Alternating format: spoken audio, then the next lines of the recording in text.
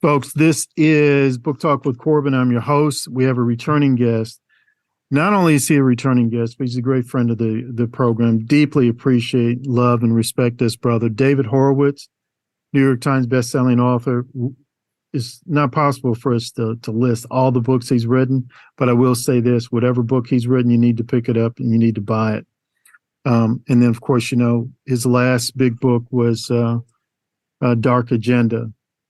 You need to get that. And also, folks, I want to let you know, if you go to my website, booktalkwithcorbin.com, you make a donation of $25 or more, you'll get a free copy of one of Mr. Horowitz's books. It's a hard copy. It's a great book, and I want everybody to have that. But I need your donations to keep doing what I'm doing right now. Mr. Horowitz, you've brought out this book, Final Battle, The Next Election Might Be the Last. Now, that's a little hyperbole, right? You don't really literally believe that, do you? I do. Wow. I think that you would be foolish to say that it won't be the last. I don't know that I said could be the last. Mm-hmm. So I hedged it a little. But look, the Democrat Party has been pushing for a one-party state now for decades. People ask the wrong question about the 2020 election that defeated Donald Trump. They ask, was it rigged or not? Of course, the Democrats claim it was the most perfect election in human history, the fairest. I'm always amazed how the Democrats find lies to tell that nobody can believe. How would they know that it's the fairest in history? But that's the wrong question, because the answer to was it rigged or not is that nobody knows and nobody can know, because there wasn't an audit after the election of the votes. And Trump filed 61 lawsuits with lots of witnesses and evidence that were never heard by the courts, because they were thrown out on procedural grounds by Democrat majorities on these state Supreme Courts. What we do know is that the Democrats mounted a massive campaign to try to make cheating easier in that election, as they have in previous elections. Why do I say that? Well, in July of 2020, about 7 months before the election, they sent out a task force of 600 lawyers and 10,000 volunteers to go to all the battleground states and revise the rules for the election to make it easier to cheat. I'll give one example. Let me say this isn't a personal opinion. This is just a fact. In 2000, the Bush-Gore election, there were all these irregularities in the Florida vote. And the election actually had to be decided eventually by the United States Supreme Court. So Jimmy Carter was a Democrat president, and James Baker, who was Bush's chief of staff, formed a bipartisan commission on election reform to try to strengthen the integrity of the voting system. And they developed a set of recommendations of things not to do and to do. And like the number one thing to do was to strengthen the requirements for voter IDs so that you had a name, a real person attached to each vote. Anybody paying half an attention over the last few years knows that the Democrat Party made that a primary target, called it Jim Crow 2.0 and racist, and was a measure in their twisted version to suppress the minority vote. The fact is that in the last couple of elections, the minority vote has been in record numbers. Another thing that the Carter-Baker Commission recommended was not to have unsolicited paper ballots. as they said that was the most conducive to cheating. You just send out ballots unsolicited. You don't know if the people are still alive or dead. So you have all those ballots out there with nobody attached to them.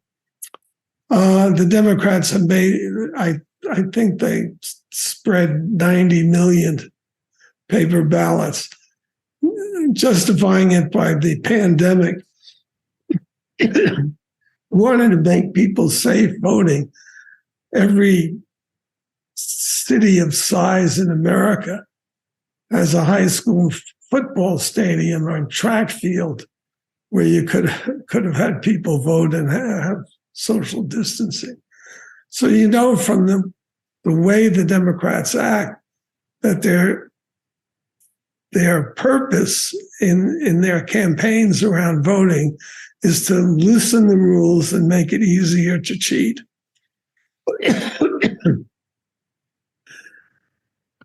So loosen the rules, make it easier to cheat. Now, let me give you an example from the last election. What happened in Arizona? Well, the Democrats have spent years destroying Election Day. They want you to be able to vote for months before the election. Well, why is that? Like you can vote in September or October instead of on the first Tuesday in November. Right. They have great ground armies. They have great organization. So they can turn out their voters in those months. Whereas Republicans trying to do the dutiful thing and preserve Election Day, vote on Election Day. Everybody knows that. So guess what? So by Election Day in Arizona for the governorship, the Democrats had all filed their votes. And on Election Day, 60% of the voting machines didn't work. I think that's an accident. Wow. You a bridge. So passes under the radar. You have to know all that in order to appreciate what they tried, what they successfully did. Not to mention that the woman who won by a narrow margin didn't give up her seat as Secretary of State. So she was the authority on the vote, making all the rules for the election that she was running in. I mean, it's ridiculous. Anyway. So what you're talking about there, I think it was the person who lost, Republican, was that Carrie Lake? Was that correct? Right. And so based upon what you said, it's not like what I've been hearing in some places in the media is like, oh, she's a conspiracy theorist. She's sour grapes. She's a poor loser. They're racist. They're conspiracy theorists. They're insurrectionists. But what you're saying, no, let's just sort of look at this objectively. There are some concrete, specific things that are troubling. She's the one who made a big issue out of the fact that 60% of the voting machines didn't work, and people had to wait for hours if they wanted to vote, and it obviously discouraged enough people that she lost. That sounds like voter suppression to me. Yeah, but Republicans are pretty lame in the verbal battle. The Democrats are superior warriors when it comes, and they're willing to lie about anything and brazenly. Joe Biden, when he scattered these classified documents in an office that the Chinese Communist Party paid $51 million for, and they were all over it. He put it in his garage, which you can see it from the outside of the garage, where it'd be easy for somebody. And Hunter Biden is living in the house.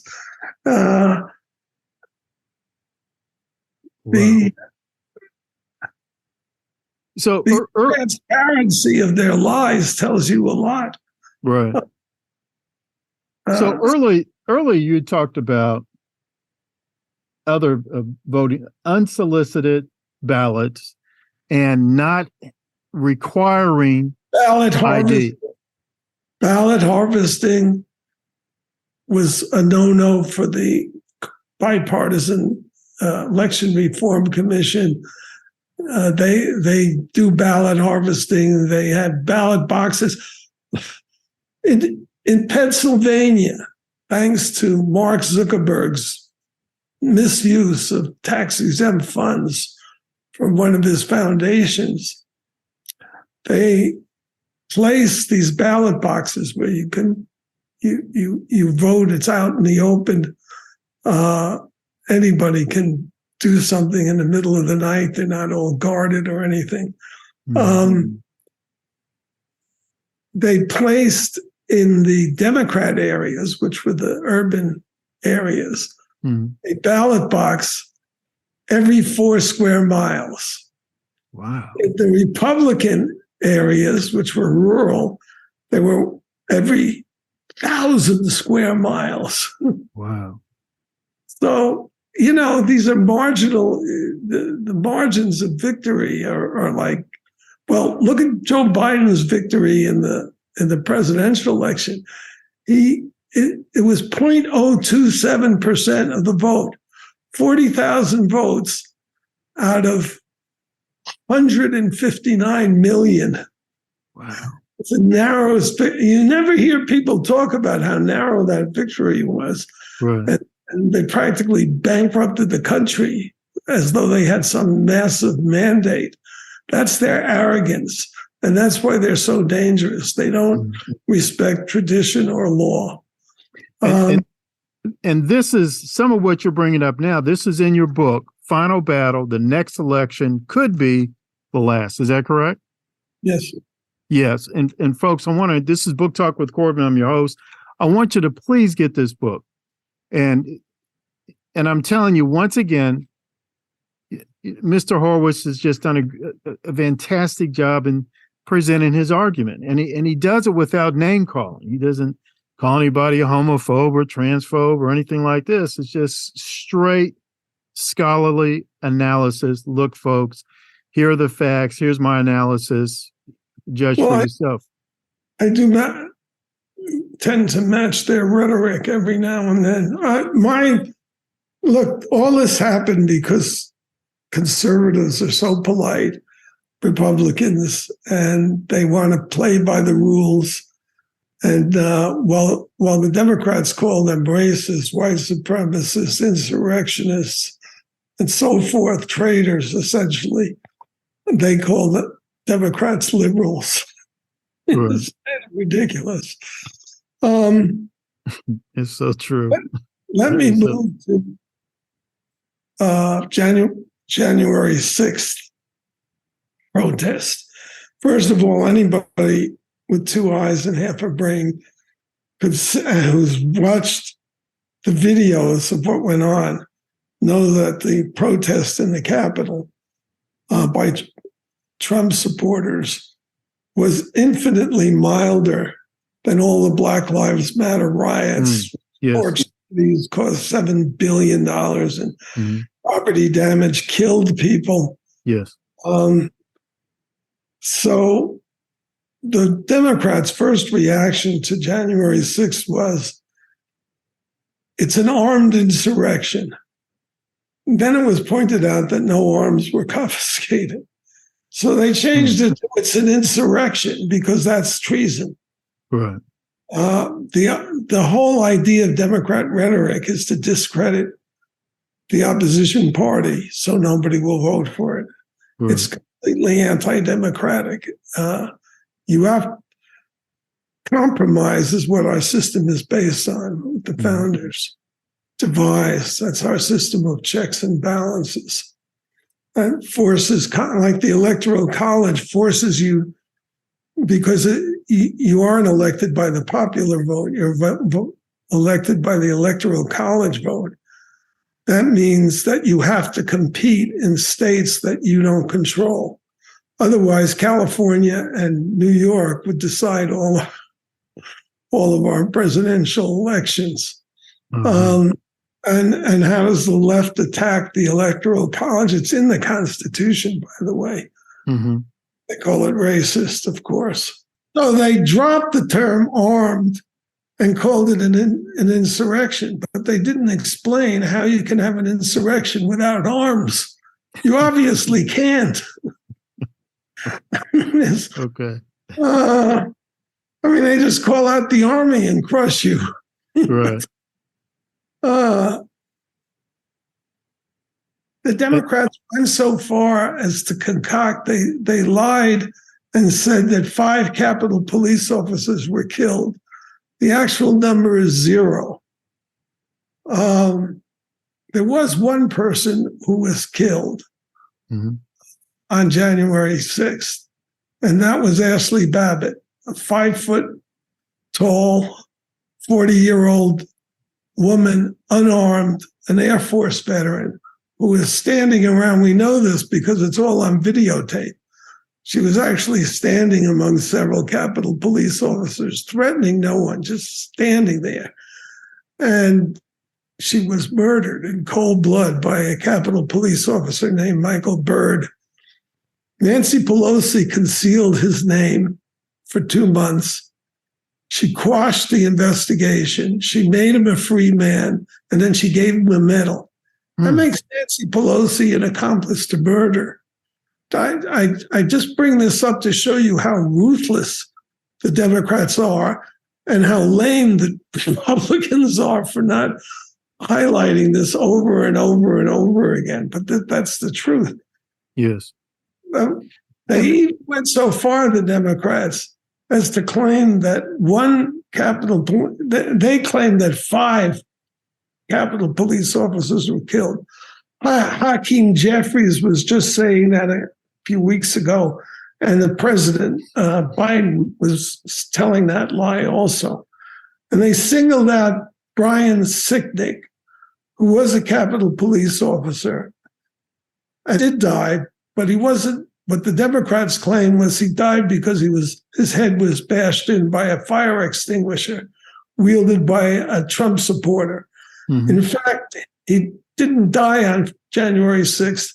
He died in his bed the next day from natural causes. He was never hit in the head. But they staged a phony funeral.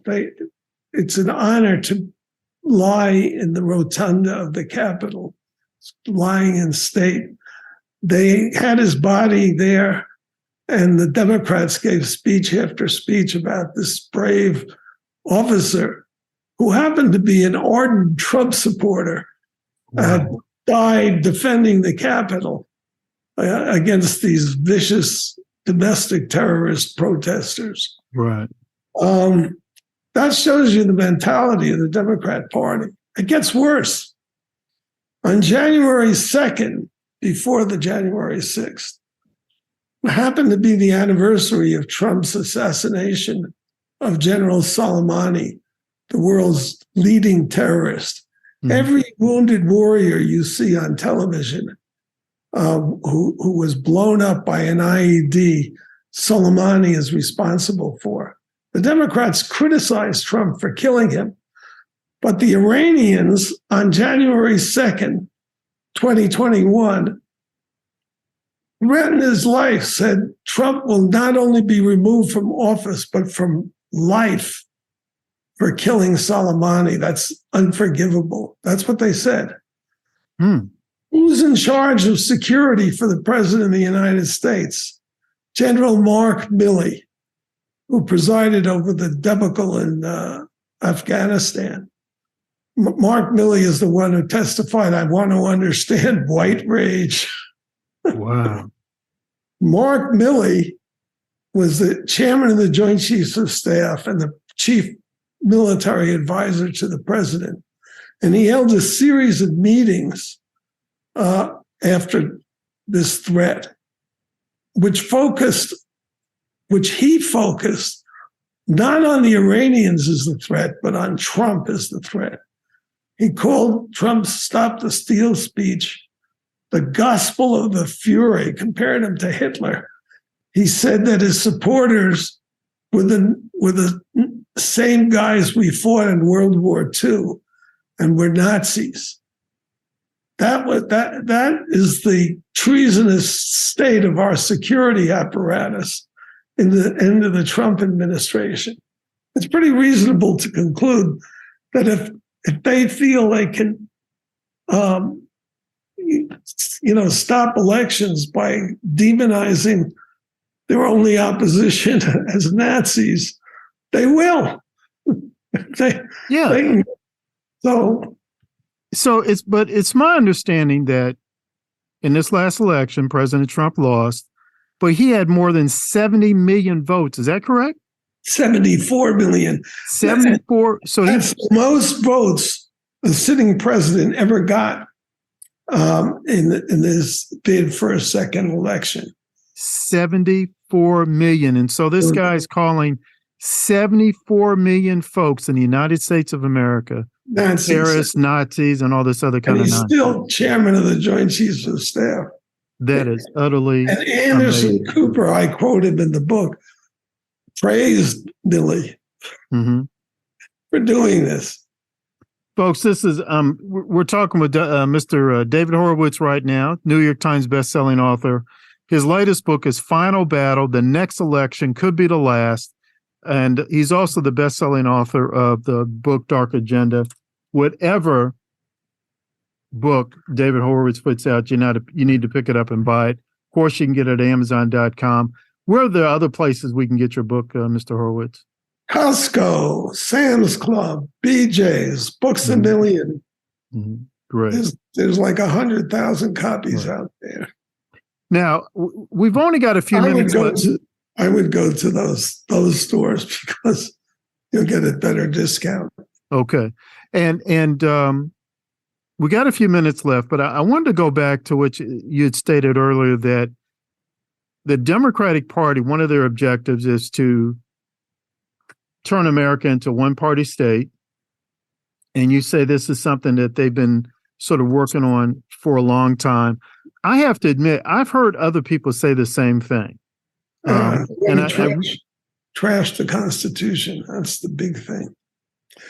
Look, the second, in addition to being a criminal operation, the Biden administration is the first overtly racist administration in the history of the United States. We've had racist presidents like Woodrow Wilson, but the policies of the Biden administration calls them equity policy. That's a policy stance by the Biden administration, which is to redistribute income on the basis of skin color. Yes. That is, that's Ku Klux Klanism, although they never controlled it. Well, they controlled the South. And, it's the Bidenites have turned it around against white people. And why do they attack white people? Because the attack is really on the Constitution. Elie Mystal, who, just to show you how sick our university system is, graduated Harvard Law School and wrote a book about the black guy's view of the Constitution, as though all black people have the same perverse ideas. They called it trash. It's the left regards it as a white, and the president has said this, they all say it, a white supremacist document, which is idiotic because the words white and black don't even appear in the Constitution. Right. Nor do the words male and female, because the founders actually had a vision of a society of equals. The purpose of this is to destroy the constitutional foundation so these guys can make new laws. Like our border, we still have an immigration policy which would deport 5 million people that got here illegally under Biden. But we can't do it because the executive, Biden and the executive branch will not enforce the law. So the chief lawbreakers on the president and Mayorkas that are just, you have no idea of the horrors that are in store for America because of this influx. Let me give you this is in my book, Final Battle, too. In 2018, the Government Accounting Office did a study of illegals in American prisons and jails. Brace yourself. They found 730,000 criminals here illegally in American jails. They had been arrested 4.9 million times. Wow. So that means they were arrested over and over again because they were catch and release. They committed 7.5 million crimes, including 1 million drug crimes, 500,000 assaults, 134,000 sexual assaults, wow. 51,000 kidnappings, and even 1,500 terrorist attacks. And Biden's letting him 5 times the number that got it under Trump. So you can imagine the generations of mayhem that are going to go on. And you can tell it from those illegals who were put up in a New York hotel by Eric Adams. $500 a room. They trashed all 28 floors of the hotel. They're not here because they love America. Right. It's really, really tragic. But they are using the Black community, the Bidens. Well, it's the Biden party. Gavin Newsom is giving $5 million or attempting to give $5 million to every person with a black skin in the state of California, which was a free state that never had slavery. It's just, I mean, if you want to talk about a policy that will cause resentment, you got it right there, giving away taxpayer money to people who were never slaves. And here's the situation in Black America. The Democrats always talk about Black people like they're all poor and all live in the inner city. 80% of Blacks live above the poverty line. The Black community in America is the richest, most privileged, and freest Black community in the world, including all of Black Africa and the Black West Indies. Yes. 360,000, mainly white, although there was that heroic Black regiment that's in one of my favorite films, which is Glory. But the 360,000 mainly white Union soldiers freed the slaves. The slaves were enslaved in Africa by Black Africans and sold at slave auctions. This is such a travesty, and it's such a miseducation of young Black people. I happen to be thrilled, however, by the generation of younger Black politicians who are conservatives. They're really articulate and leaders. So this is the battle that we face in our country. I share in your hope, and when it comes to a lot of the young Black conservative politicians that have come up, and ones that have been around for a little bit, like Star Parker, and the latest book she put out, The State of Black America, really put it out. I don't want to say in direct response to, but as you know, the Louisville Urban League, the National Urban League, would put out a book every year on the state of Black America, and it was always left-leaning, collectivist economics, that kind of stuff. But Star Parker, this past year, she put out The State of Black America, just completely counters that. And I'm glad to learn that. I know Star.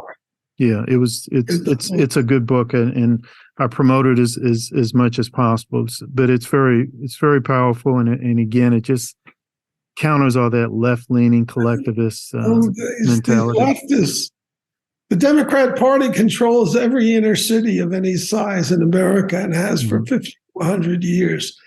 Every injustice in the inner city, Democrats are 100% responsible for. Yes. They're such hypocrites and liars. And it's so sinister to turn Black people against this country. Yes. The idea that Blacks are marginal is a joke.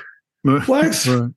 Black community has been the center of attention in America for the last 50 years since the Civil Rights March and Bill.